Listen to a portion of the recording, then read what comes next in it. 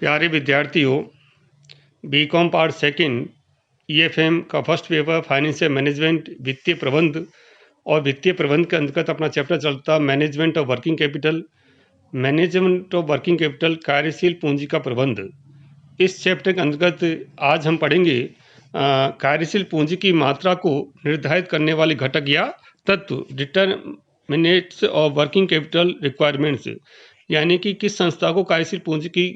कितनी मात्रा की रिक्वायरमेंट होगी, आवश्यकता पड़ेगी, ये किन बातों के ऊपर निर्भर करती है, वो फैक्टर्स हम आज यहाँ पर डिस्कस करने जा रहे हैं। आप जानते हैं कि कार्यशील पूंजी वह पूंजी होती है जो किसी व्यवसाय के दिन प्रतिदिन के कार्य को संचालन में काम में ली जाती हैं। और ये जो कार्यशील पूंजी है, ये ग्रॉस वर्किंग कैपिटल या नेट वर्किंग कैपिटल आपने पढ़ा है, यानी कि टोटल जो करंट एसेट्स हैं वो तो कहलाती है ग्रॉस वर्किंग कैपिटल, और यदि हम टोटल करंट एसेट्स में से टोटल करंट लायबिलिटीज घटा दें तो आ जाएगी आपकी नेट वर्किंग कैपिटल। तो यहाँ पर हम आज अध्ययन करेंगे कि किसी भी संस्था में, किसी भी व्यापार या उद्योग में कार्यशील पूंजी की मात्रा की आवश्यकता कितनी पड़ेगी, कम होगी या ज़्यादा होगी, वो कौन से फैक्टर्स हैं जो इसकी मात्रा को प्रभावित करते हैं। तो सबसे पहले लेते अपन नेचर ऑफ द बिजनेस, व्यवसाय की प्रकृति, यानी कि व्यवसाय किस प्रकृति का है। यदि व्यवसाय इस प्रकार का है जिससे कि हमें नियमित या निश्चित मांग वाले व्यवसाय हैं, या अनिश्चित या अनियमित मांग वाले व्यवसाय हैं, तो हम ये जानते हैं कि यदि नियमित मांग वाले या निश्चित मांग वाले व्यवसाय हैं तो उसमें कार्यशील पूंजी की आवश्यकता तुलना रूप से कम पड़ेगी। यदि कोई व्यवसाय जिसकी की मांग अनिश्चित रहती है या अनियमित रहती है, उसमें कार्यशील पूंजी की आवश्यकता अधिक पड़ेगी। दूसरा पॉइंट हमें ले सकते हैं इसमें, फर्म या व्यवसाय का आकार, साइज ऑफ द फर्म, यानी कि सामान्यतः कहा जाता है कि जितनी ज़्यादा बड़ी फर्म होगी, जितना बड़ा उद्योग होगा, वहाँ पर स्थायी संपत्तियों की आवश्यकता ज़्यादा पड़ती हैं। तो निश्चित रूप से हम कह सकते हैं कि स्थायी संपत्तियों के उत्पादक उपयोग करने के लिए भी हमें कार्यशील पूंजी की आवश्यकता पड़ेगी। साइज ऑफ द बिजनेस, यानी कि जिसका जितना ज़्यादा बड़ा होगा, कार्यशील पूंजी की आवश्यकता उतनी ही ज़्यादा होगी। और हम ये कह सकते हैं कि यदि साइज कम है, छोटा व्यापार है, तो वहाँ पर तुलना रूप से कार्यशील पूंजी की आवश्यकता भी कम पड़ेगी। नेक्स्ट तीसरा पॉइंट हम ले सकते हैं, उत्पादन की प्रक्रिया, प्रोडक्शन प्रोसेस, यानी कि यदि कोई संस्था निर्माणी संस्था है या कच्चे माल से उत्पादन जो तैयार माल हैं उसकी यदि प्रक्रिया किस प्रकार की है, यदि प्रक्रिया बहुत जटिल है, लंबी है, तो हम कह सकते हैं कि उस संस्था में कार्यशील पूंजी की आवश्यकता अधिक होगी, क्योंकि कच्चा माल से अर्धित माल तैयार होने में या अर्धित माल से तैयार माल फिनिश कोर्स तैयार होने में समय अधिक लगेगा। तो निश्चित रूप से हम कह सकते हैं कि उस संस्था में कार्यशील पूंजी की आवश्यकता अधिक होगी, क्योंकि कच्चे माल को अर्धित माल का स्टॉक रखना पड़ेगा, कच्चे माल में पैसा लगेगा और उसमें मजदूरी, अन्य जो खर्चे हैं वो चुकाने पड़ेंगे। तो इस प्रकार से यदि उत्पादन प्रक्रिया जटिल है या लंबी अवधि वाली है तो कार्यशील पूंजी की आवश्यकता पड़ेगी। लेकिन यदि उत्पादन प्रक्रिया कम है, यानी कि जटिल नहीं है, तुरंत उससे हो सकता है, तो कार्यशील पूंजी की आवश्यकता कम पड़ेगी। जैसे एग्जाम्पल दूं मैं आपको कि चाय बनाने वाला है या मान लीजिए कचौरी पकौड़ी बनाने वाला है, तो उसकी उत्पादन प्रक्रिया बहुत सरल है, जल्दी है, यानी कि कच्चे माल से तैयार माल तुरंत तैयार हो जाता है, तुरंत बिक जाता है, तो उसको कार्यशील पूंजी की आवश्यकता बहुत कम आवश्यकता पड़ती है। लेकिन यदि मान लीजिए कोई ऐसी इंडस्ट्री है जिसमें कि कच्चे माल बनने में साल 2 साल का समय लगता है या 6 महीने का समय लगता है, 4 महीने का समय लगता है, तो उस संस्था के अंदर कार्यशील पूंजी की आवश्यकता अधिक होगी, उसकी मात्रा अधिक होगी। नेक्स्ट पॉइंट हम देख सकते हैं इसमें, रोकड़ की आवश्यकता, requirement of cash. Requirement of cash का मतलब है कि जो चालू संपत्तियां हैं उसका एक पार्ट रोकड़ है, और जो कैश है, कैश का काम आता है जैसे मजदूर का भुगतान करना है, वेतन का भुगतान करना है, कच्चे माल का भुगतान करना है, या गवर्नमेंट के टैक्सेस चुकाना है, या बिजली का बिल चुकाना है, या अन्य दुकान का किराया चुकाना है, या अन्य जो खर्चे हैं वो नगद में किए जाते हैं। और यदि ये मजदूरी की मात्रा ज़्यादा है, वेतन आपके ज़्यादा चुकाना पड़ रहा है, या कच्चे माल में पेमेंट ज़्यादा करना पड़ा है नगद में, तो उसमें ऐसी स्थिति में वर्किंग कैपिटल की आवश्यकता अधिक होगी। और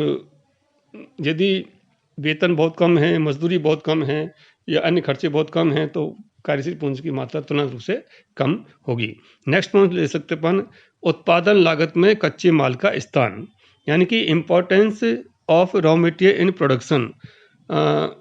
जो उत्पादन करने वाली संस्था है उसमें कच्चे माल का स्थान किस प्रकार का है, यानी कि कच्चे माल यदि महत्वपूर्ण स्थान होता है, कच्चे माल की आवश्यकता ज़्यादा पड़ती है, तो तुलनात्मक रूप से उसमें अधिक कार्यशील पूंजी की आवश्यकता पड़ेगी, क्योंकि कच्चे माल को ज़्यादा खरीदना पड़ेगा, उसका भंडारण करना पड़ेगा, या हम कह सकते हैं कि माल के आवागमन या अन्य खर्चे करने पड़ते हैं। इस कारण से भी वर्किंग कैपिटल की आवश्यकता अधिक पड़ेगी। नेक्स्ट पॉइंट ले सकते हैं अपन, उत्पादन नीतियाँ, प्रोडक्शन पॉलिसीज।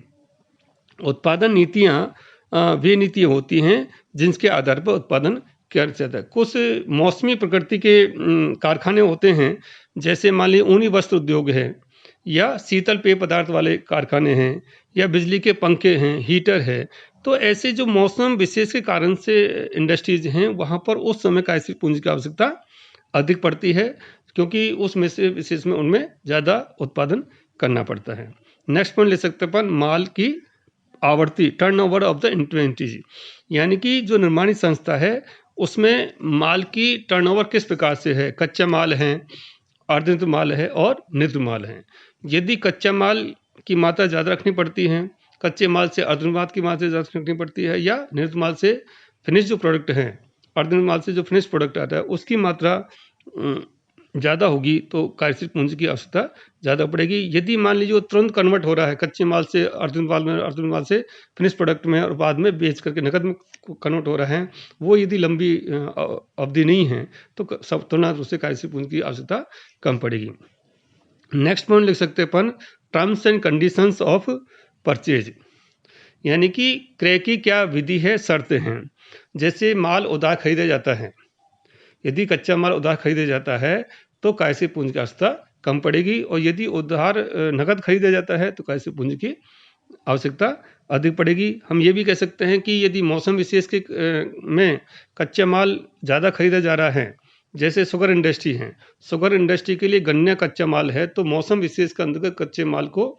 गन्ने को स्टॉक करना पड़ेगा, तो उस समय कार्यशील पूंजी की आवश्यकता अधिक होगी, क्योंकि उसको स्टॉक करना पड़ेगा, गोदाम का किराया भी चुकाना पड़ेगा, अन्य खर्चे भी करने पड़ेंगे।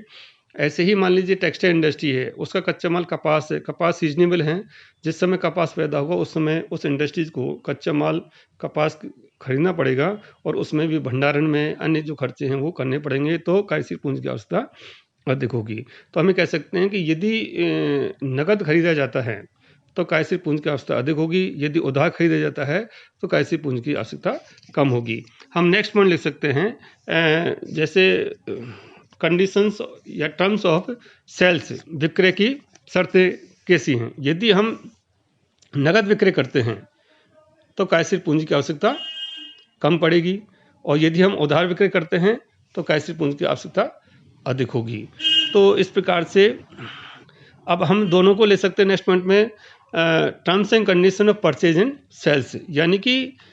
क्रय और विक्रय की शर्तें भी कार्यशील पूंजी की मात्रा को प्रभावित करती हैं। अब इक्वेशन ये बता सकते हैं कि उधार ही क्रय करते हैं, उधार ही विक्रय करते हैं तो सामान्य आवश्यकता पड़ेगी, नगद क्रय करते हैं, नगद विक्रय करते हैं,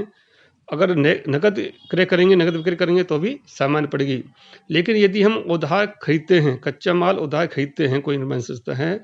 और नगद बेचते हैं,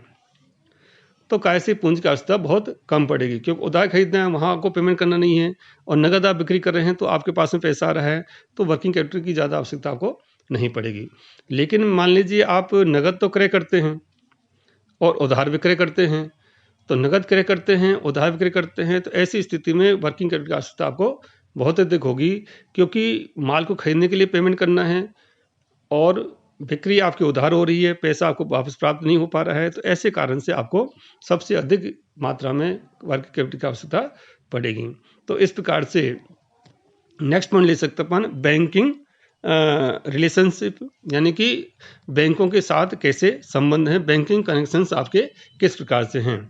आप जानते हैं कि ग्राहक और बैंक के मध्य संबंध किस प्रकार के हैं, customers, bankers and customer relationship. यदि आपकी गुडविल अच्छी है, बैंक में के प्रति आपके लेन देन ठीक ढंग से होते हैं, यानी कि बैंक से आपको आसानी से ऋण मिल जाता है, या जब चाहे तब पैसा उधार मिल सकता है, तब ऐसी स्थिति में आपको अधिक मात्रा में कार्यशील पूंजी रखने की आवश्यकता नहीं है। कम कार्यशील पूंजी से भी आप व्यवसाय कर सकते हैं, क्योंकि जब भी आपको आवश्यकता पड़ेगी तुरंत आप बैंक से पैसा उधार ले सकते हैं। नेक्स्ट पॉइंट इसमें लग सकते हैं बिजनेस साइकिल्स हैं, उतार चढ़ाव आते हैं, जैसे तेजी मंदी की घटनाएं आती हैं। यदि आप जानते हैं कि जो व्यापार चक्र हैं, तेजी और मंदी की घटनाएं होती रहती हैं, तो तेजी के अंदर क्या होगा कि व्यवसाय का हालांकि प्रॉफिट होगा, उसके अंदर उन्नति करेगा, तो हमें क्या है कच्चा माल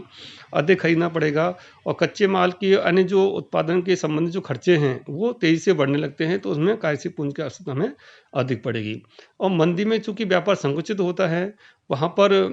कार्यशील पूंजी निष्क्रिय पड़ी रहती है, और जब मंदी धीरे धीरे समाप्त होती है तब हमें कार्यशील पूंजी की आवश्यकता अनुभव होने लगेगी। नेक्स्ट पॉइंट ले सकते हैं अपन डिविडेंड पॉलिसीज, लाभांश नीतियाँ। यानी कि जो कंपनी है वो अपने अंशधारियों को अपने लाभों में से कुछ हिस्सा लाभांश के रूप में भी वितरित करती हैं। ये यदि लाभांश नीति इस प्रकार की है कि हम लाभांश का भुगतान जो है वो नकद रूप में करते हैं, तो कार्यशील पूंजी की आवश्यकता अधिक होगी। यदि लाभांश का भुगतान बोनस शेयर में किया जाता है, अंशों में किया जाता है, बोनस अंशों में किया जाता है, तो कार्यशील पूंजी की आवश्यकता कम पड़ेगी, क्योंकि वो एक कंपनी जो है वो लाभांश नकद के बजाय लाभांश की जो राशि है वो नए अंश उनको आवंटित कर दिए जाते हैं। तो डिविडेंड पॉलिसी किस प्रकार के, यदि लाभांश अंतरिम लाभांश दिया जाता है साल में, अंतर्गत भी कई बार कंपनियां अधिक लाभ कमाने के कारण से अंतरिम लाभांश के भुगतान करते हैं, तो अंतरिम लाभांश यदि नगद में दिया जाएगा तो भी वर्किंग कैपिटल की आवश्यकता अधिक होगी। इस प्रकार से हम ये कह सकते हैं कि किसी भी संस्था में कार्यशील पूंजी की मात्रा जो है वो उस व्यवसाय की प्रकृति किस प्रकार की है, उसकी व्यवसाय का साइज क्या है, क्रय विक्रय की शर्तें क्या हैं, गवर्नमेंट की क्या पॉलिसीज हैं, या हम कह सकते हैं कि उत्पादन की प्रक्रिया किस प्रकार की है। ये सब बातें किसी भी व्यवसाय या उद्योग या धंधे के जो कार्यशील पूंजी की मात्रा है उसको प्रभावित करती हैं। आज की वीडियो इतना ही। थैंक यू, धन्यवाद।